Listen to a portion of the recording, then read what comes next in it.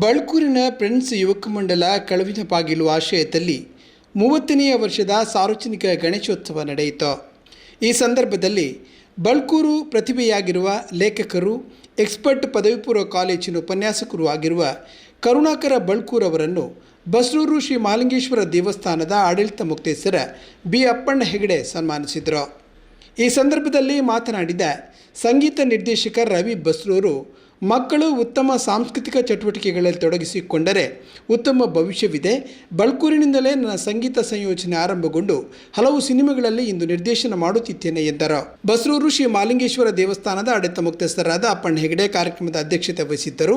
ವಕೀಲ ರವಿಚಂದ್ರ ಶೆಟ್ಟಿ, ಫ್ರೆಂಡ್ಸ್ ಯುವಕ ಮಂಡಲದ ಅಧ್ಯಕ್ಷರಾದ ಲಕ್ಷ್ಮಣ ಪೂಜಾರಿ, ಕಾರ್ಯದರ್ಶಿ ನಾಗೇಶ್ ಶೇರಿಗಾರ್, ಗಣೇಶೋತ್ಸವದ ಸಮಿತಿ ಅಧ್ಯಕ್ಷರಾದ ದಿನಕರ ಬಳ್ಕೂರು, ಕಾರ್ಯದರ್ಶಿ ಅಶೋಕ ಪೂಜಾರಿ ಉಪಸ್ಥಿತರಿದ್ದರು.